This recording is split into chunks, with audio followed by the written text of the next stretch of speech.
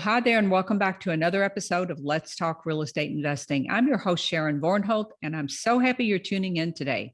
My guest today is Chicago investor Bill Powers, and today we are going to talk about Airbnbs and whether the Airbnb rental strategy is right for you and your business. Bill is a serial entrepreneur with experience in business development, sales management, marketing tactics, business operations, real estate investing, and so much more. He currently invests in two markets, which are Illinois and Florida, and I'm going to let him fill in the gaps. So welcome to the show, Bill. You have such a varied background. I just don't even want to touch that. I'm going to let you talk about that. Sure, that's fine. Well, thanks for having me on. Kind of business or entrepreneurial background. I started a small company in college. It was bicycle accessories. If you were ever a triathlete or a serious bicyclist, you knew our brand, which was profile design. We did handlebars that you lean down on,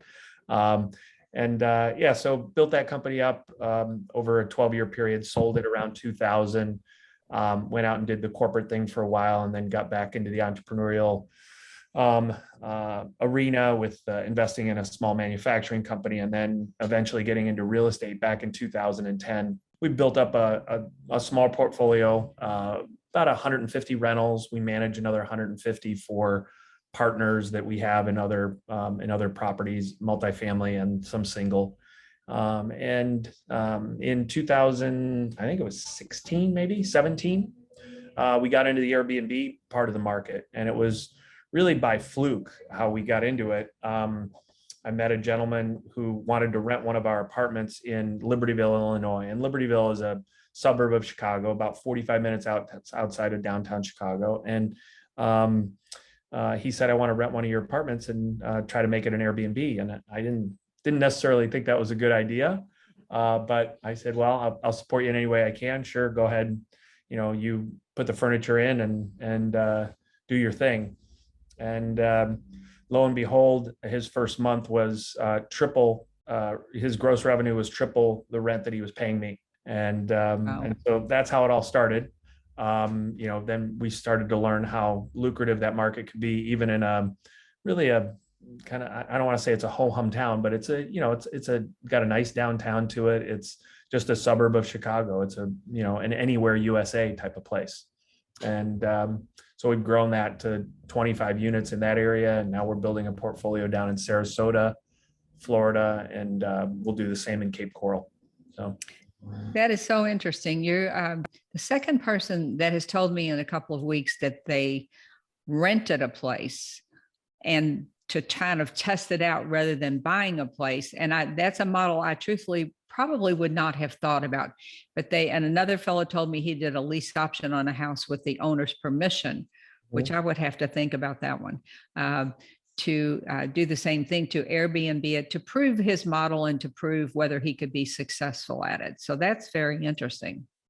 Yeah. And ours was really the owner side of that. So we had bought these two flats, we were rehabbing them, and we were going to rent them long term. And we had our long-term rates out there, and he came to us and said, hey, I want to do it as an Airbnb. And I said, fine. And so it went from there. And now we've turned over all 25 units to him. We decided to fund all the furniture and, the setup and everything, the alarm systems and the cameras and all that kind of good stuff. And we paid for the furniture, they set them all up, and now they're kind of a shared Airbnb. And what I mean by shared, we have a management company that handles long-term rentals. So we're really equipped for that type of management. We're not set up for 2 and 3 day rentals. That's the hospitality business. That's not the property management business, right? So our Airbnb manager doesn't work for us. He's a partner or really a contractor. And we pay him a fee based on his services, but he handles everything 30 days or less. And we handle everything 30 days or more. And there are two different rate structures for that really try to optimize the revenue per unit. And it works quite well. So on 30 days and more would be more like traveling nurses or somebody just wants a longer term. What does that look like? For us, that looks like people who have just sold their house and might be moving out of the area or buying a new house, building a house, people moving into the area that are looking to buy but haven't found something yet. They'll stay 2, 3, 4 months. We have reverse snowbirds. So we have people who used to live in the area and they sold their house and they moved to Florida or Tennessee or wherever they moved, and they come back in the summer to spend time with their family. And so they spend 3 months here. So they're reverse snowbirds. We have corporate, right? Corporate's pretty popular for longer term. We have traveling nurses. That's, a little bit. Traveling nurses are, it's a unique segment of the market. I'll call what we do, it's not short term or STR, it's MDR, right? Midterm rentals. Midterm. Right. Because they're really, long term is really 12 months, right? So, but the traveling nursing markets, what we've found is they're very price sensitive, and our product is not the cheapest in the market. We optimize our revenue both on the long term and the midterm rentals at a very high level. So I'd rather see something stay vacant for a few days than fill it at a lower price. Just our philosophy, because we want to keep our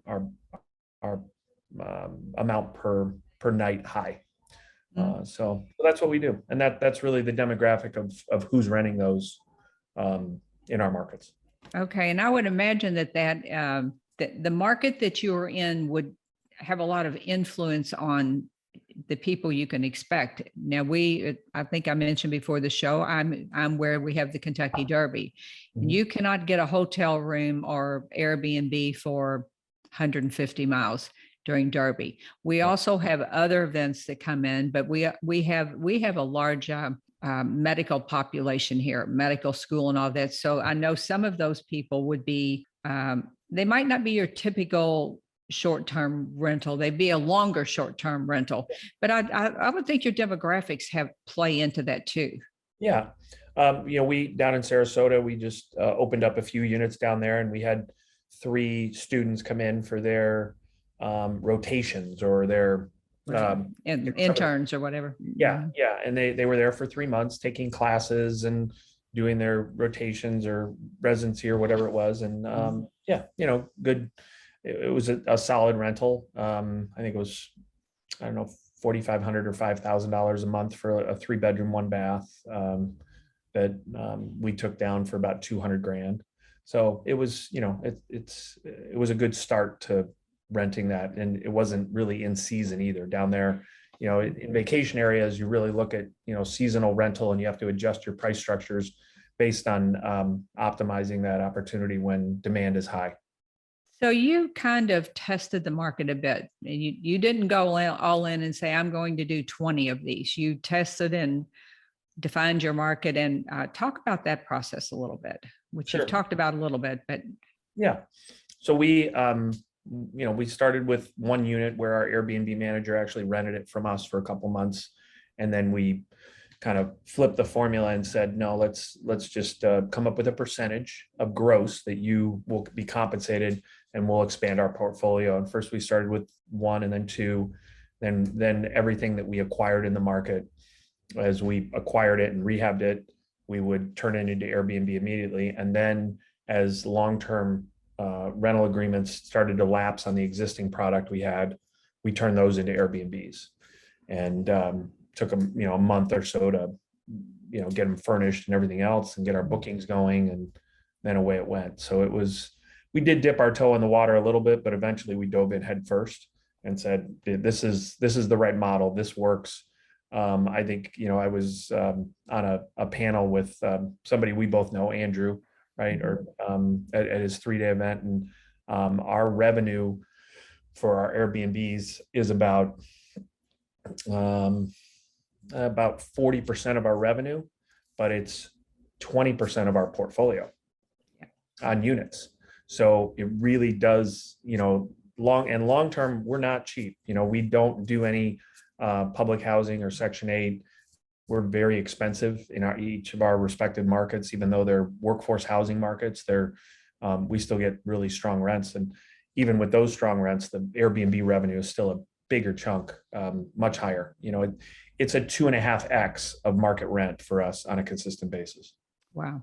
Yeah. Yeah, that is really a number people need to pay attention to it. So you just list your properties on the standard Airbnb sites.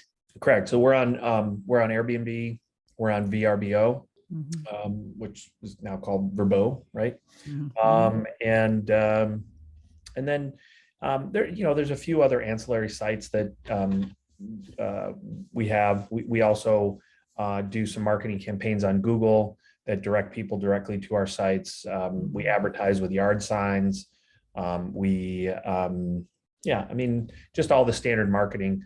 Maybe some local magazines so that people know when they have relatives coming into town, they can get an Airbnb for 2 weeks instead of a hotel for 2 weeks, just more comfortable and closer because our market doesn't have any kind of substantial hotel type of accommodations within, I would say, yeah, at least 3 miles, 4 miles. okay.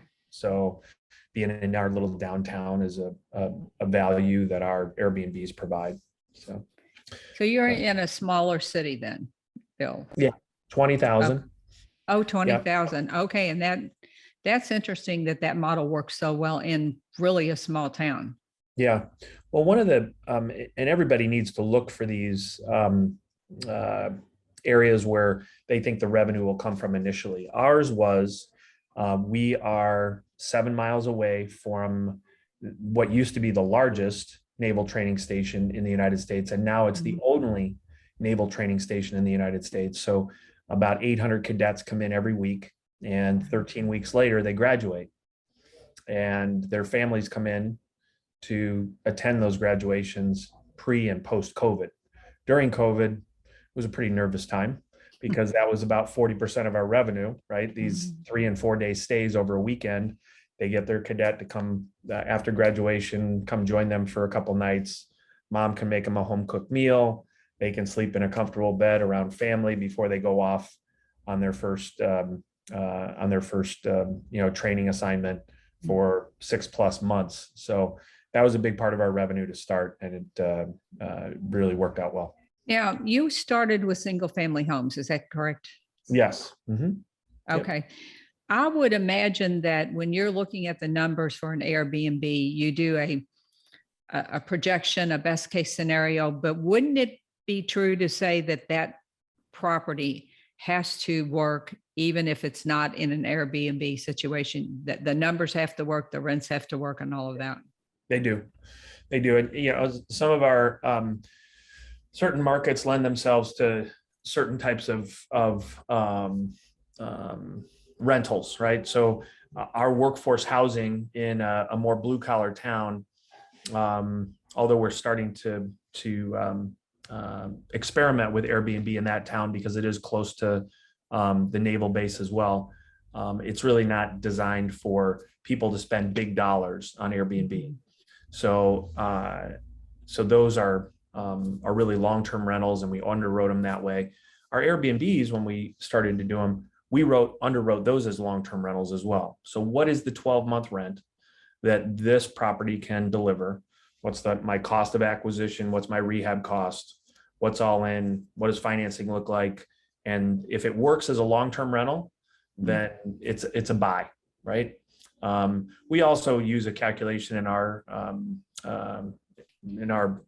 underwriting that it has to have a certain amount of what I call IE, or instant equity, right? So the property needs to have $40,000 above its final cost in what would be instant equity in order for us to say, yeah, that's a good buy. So so that's kind of our formula. Well, I like that number. It's a set number. I know that in Chicago, the cash flows are generally a lot higher than they are in my area. It's hard to match the cash flow that people in Chicago are getting. In Louisville, Kentucky, it is. So, and that's true certainly across the country. Where you are, that has a lot to do with it.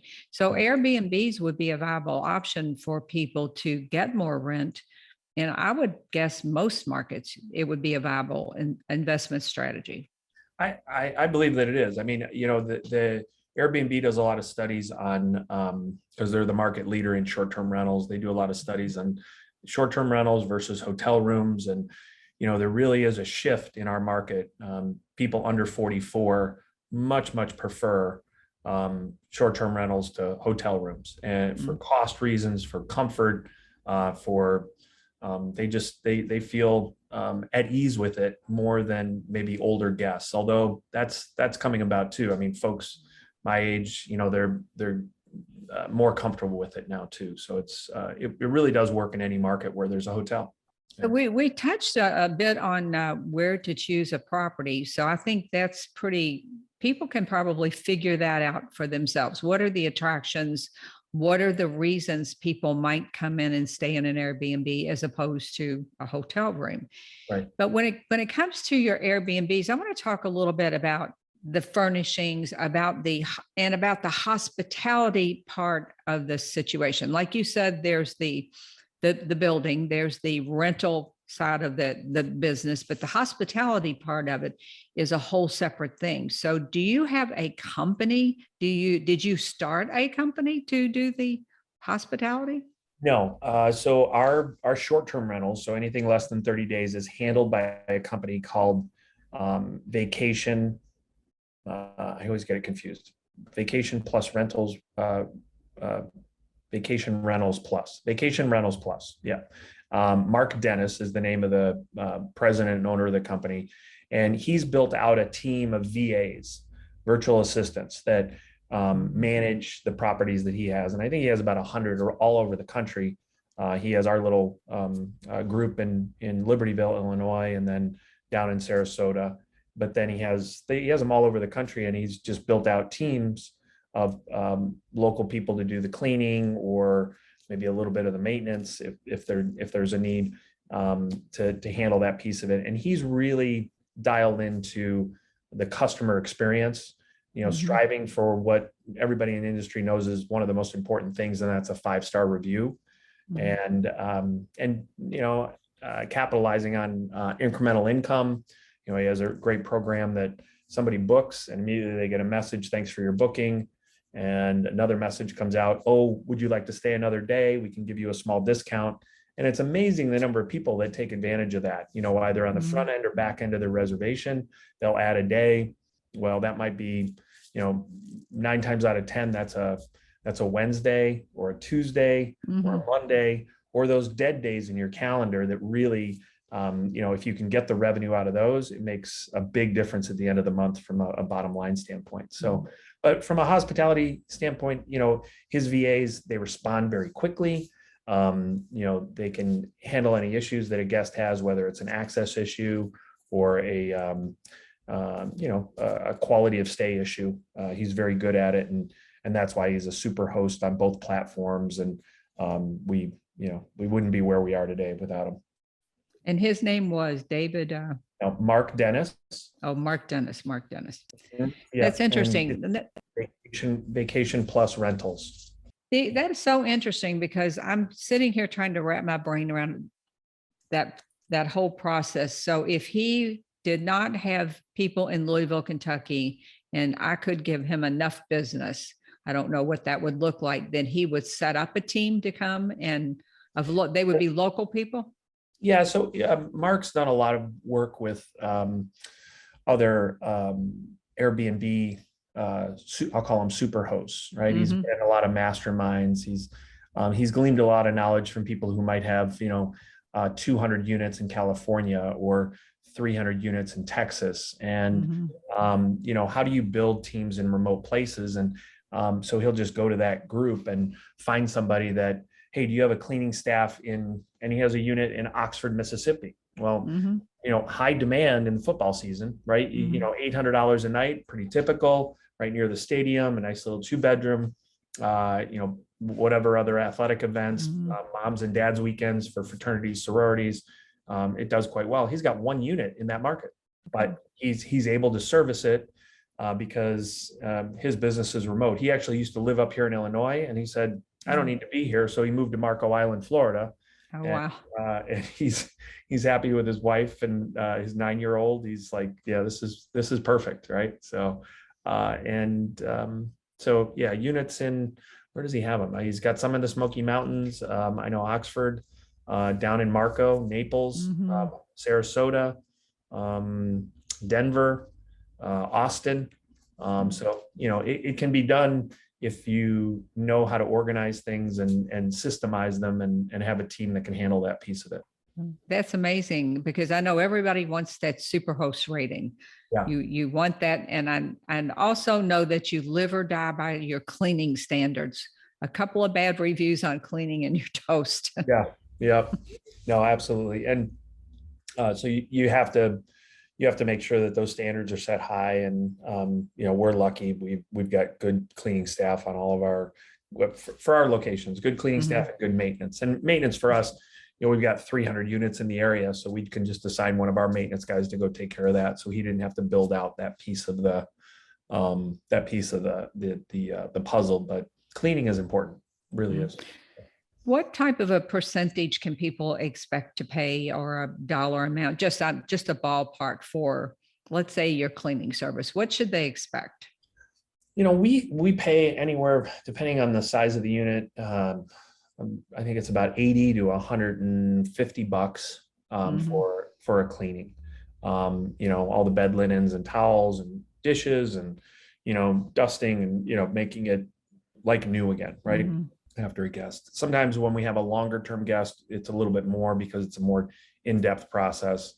But that's by and large what it is up in the Libertyville market. Down in Florida, it's actually a little bit more, bigger properties, and it's just been a little bit more expensive down there, but not much. It's in that range. 150 bucks is pretty typical. That gives people an idea, but that's really not a lot of money considering that you're making a lot more on your unit. Well, that $150 actually is passed along to the guest in every scenario, right? So our guests pay that. Our guests pay Airbnb fees. They pay booking fees. They pay the taxes on top of what we charge them. So our rates are anywhere from as low as maybe $110 a night for a 1-bedroom apartment. If you're going to stay for a month or more, plus cleaning and all the Airbnb fees, so maybe it's $125 a night, up to a short-term stay in one of our 4-bedroom houses up here can be $400 a night, plus cleaning. And so if you stay a couple nights, it'd be $1,000 or so. But that's 4 bedrooms, 2 baths, near downtown. It's it's a good value. Yes. I know that you have had really what I consider explosive growth since 2010. Did that happen organically, or was it always by design that you wanted to build a big business? I think early on, my wife and I kind of set a goal for ourselves of, owning 200 houses, and it seemed unattainable. It seemed like that's a far-fetched idea that, we'd get to that level.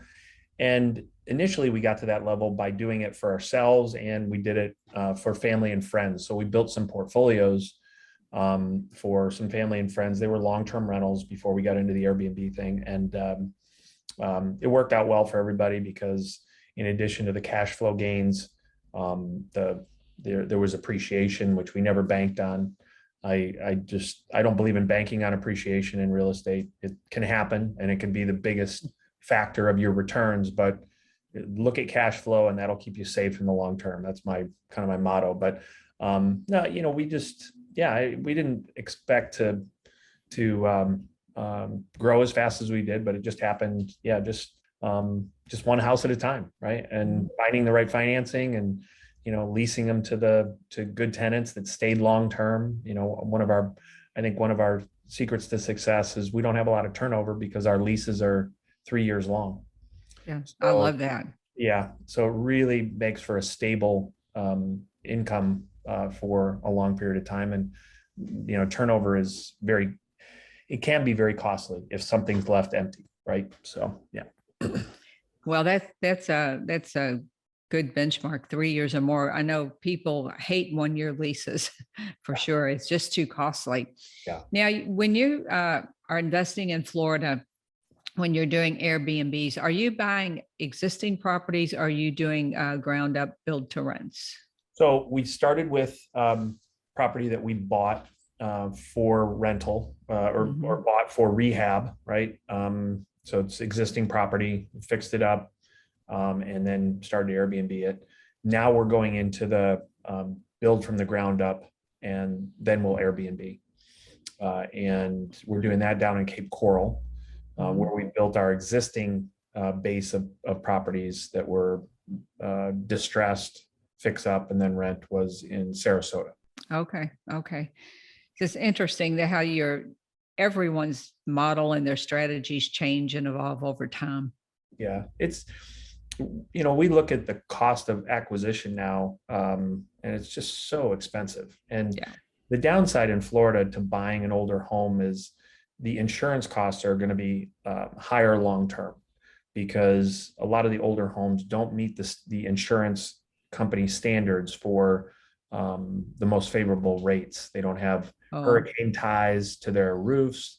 They don't have they just don't have modern construction, and so that can take your insurance costs from $1,500 or $2,000 a year to $4,000 or $5,000 a year. Wow. So we look at Florida for some of our older homes as taxes and insurance are inverted from Illinois to Florida. So Illinois, my insurance costs are here and my taxes are here.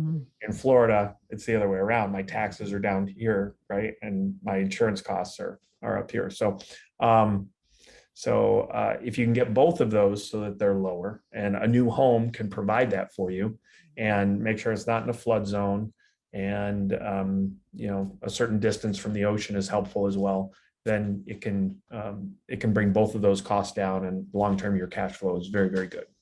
Yeah, I would think that would be the way, because the older homes where hurricanes are concerned, they just are not equipped with the same features that new construction has. No, and the insurance companies know it, and they factor that into their costs, and you just scratch your head and go, oh my gosh, I paid $200,000 for this house and my insurance is $4,000 a year. Like, how is that? That doesn't make sense. How is that possible? How is that possible? Yeah. Well, this has been such an informative show. I told Bill before the show, he also specializes in rent to own. So I'm going to have him back, and he's got a model it just makes so much sense from if you're a person who wants to give back to the community and provide affordable housing. I'm anxious to do another show with him and talk about this, because he's done a great job at this. But for Airbnbs, what would be your final tips for people if they're trying to figure this out? Is the Airbnb rental strategy for me? I worry about the tenants tearing up the place. I worry about this. I worry about this. What advice would you give to them? We've had tens of thousands of guests, and we've had problems with 2. And so I would tell people, don't be fearful of the unknown when it comes to Airbnb. I would say underwrite your asset like a long-term rent, right? And the Airbnb revenue should provide you a 2x, maybe a 3x, depending on how well you do executing your management of the property. I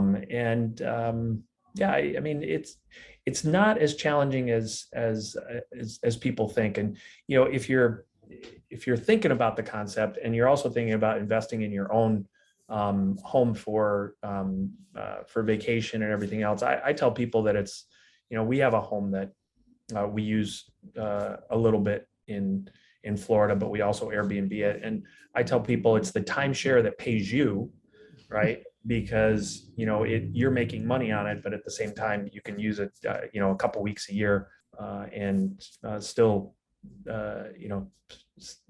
make money on it. So no, that's what I would say. It's just underwrite it based on long term.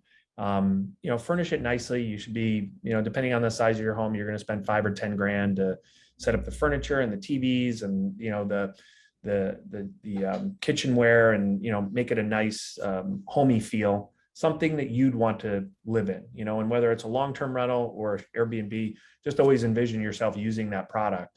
And if you can see yourself using it, then, thousands of other people can too. Okay, great. That's great advice. Yeah. So, Bill, what's the best way for folks to reach you?